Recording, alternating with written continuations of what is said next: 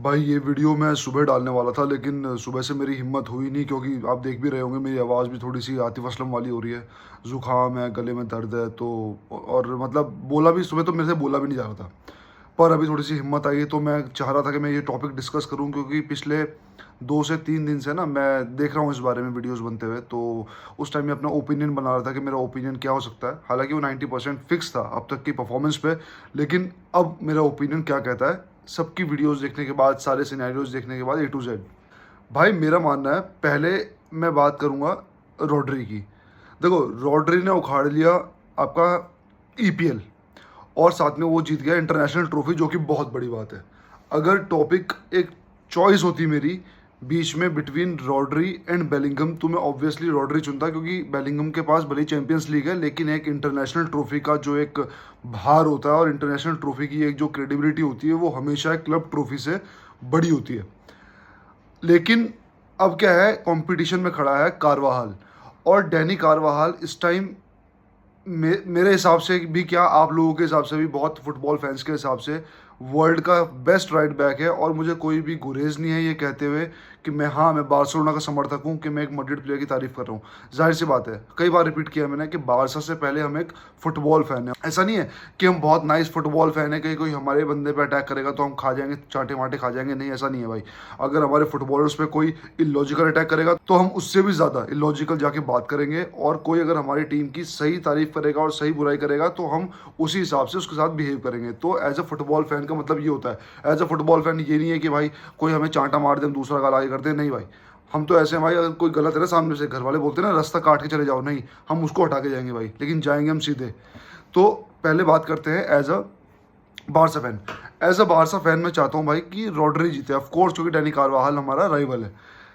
लेकिन as a football fan भाई, मेरे लिए थोड़ा सा मुश्किल है एक्सेप्ट करना कि रॉड्री जो है वो बैलन डोर जीतेगा, क्योंकि डैनी कारवाहाल के पास चैंपियंस लीग भी है, डैनी कारवाहाल के पास ला लीगा भी है, डैनी कारवाहाल के पास यूरो कप भी है। और ऐसा नहीं है कि वो बस जीत गया और बस ठीक है आगे। देखो, गोल स्कोरिंग बहुत बड़ा, गोल असिस्ट बहुत बड़ा रोल प्ले करती है एक बैलन डोर को देने में, उसके साथ साथ पीआर। लेकिन इन दोनों की पीआर कोई ज़्यादा स्ट्रॉन्ग तो है नहीं, करेक्ट। तो वहाँ पे मामला है इक्वल। इन दोनों की गोल स्कोरिंग और असिस्ट थोड़ा सा रॉड्री ऊपर होगा, थोड़ा सा ऊपर होगा, तो वहाँ पे हम रॉड्री का पलड़ा भारी मान लेते हैं। लेकिन कारवाहाल के पास चैंपियंस लीग भी है। जाहिर सी बात है, गोल स्कोरिंग असिस्ट से ज़्यादा यहाँ पे मैटर करती है ट्रॉफी।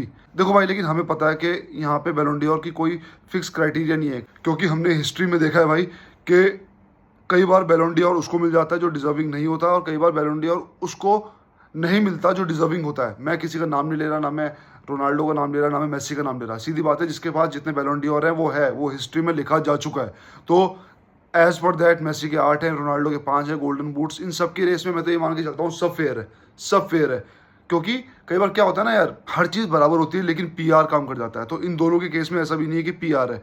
मैं ये नहीं कहता कि डैनी कारवाहाल क्लियर फेवरेट है टू विन, या फिर रॉड्री ज़्यादा ऊपर है या रॉड्री उससे नीचे है। नहीं भाई, ये बस 49-51 का मामला है। डैनी कारवाहाल जीतता है, मुझे थोड़ी सी ज़्यादा खुशी होगी एज अ फुटबॉल फैन, और रॉड्री अगर जीतता है तो मुझे खुशी होगी एज अ बार्सिलोना फैन। लेकिन मैं चाहता हूँ एक फुटबॉल फैन ऊपर रहे, क्योंकि फुटबॉल जिंदा है तो भाई हम सब जिंदा हैं, ठीक है। क्योंकि हर चीज़ अगर बायस हो गई, मान के चलते हैं हमारा प्लेयर खेल ही नहीं रहा, ठीक है ना, वो हमें हैप्पीनेस प्रोवाइड कर रहा है, और सेम दूसरे बंदों के केस में, तो उसको बैलन डोर देंगे तो हमें खुद मज़ा नहीं आएगा यार, क्योंकि वो बंदा फिर मेहनत करेगा नहीं, और वो मेहनत नहीं करेगा वो परफॉर्म करेगा नहीं, वो परफॉर्म नहीं करेगा तो भाई जाहिर सी बात है हमें कहाँ से मज़ा आने वाला है। तो एक चीज़ को हेल्दी कंपटीशन रखते हैं, और उस कंपटीशन के बेस पे एक बैलन डोर देते हैं भाई। आज कोई ज़्यादा डेवलपमेंट थी नहीं ट्रांसफर न्यूज़ में, और एक दो मैंने नेगेटिव न्यूज़ भी पढ़ी है, तो तब तक मैं इसलिए वेट कर रहा हूँ, क्योंकि अगर कल उसमें कोई पॉजिटिव आता है तो तब वीडियो बनाऊंगा उस हिसाब से, और अगर उसमें कोई नेगेटिव आता है तो फिर मैं उस हिसाब से वीडियो बनाऊंगा। एक दो न्यूज़ मैंने केविन डी ब्रुयना की सुनी है, एक दो न्यूज़ मैंने कांटे की सुनी है, तो इस पर मैं अभी अपना ओपिनियन बना रहा हूँ कि अगर ये आ गए या फिर ये चले गए तो कैसे लीग इफेक्ट होगा, कैसे फुटबॉल इफेक्ट होगा, कैसे एक क्लब इफेक्ट होगा।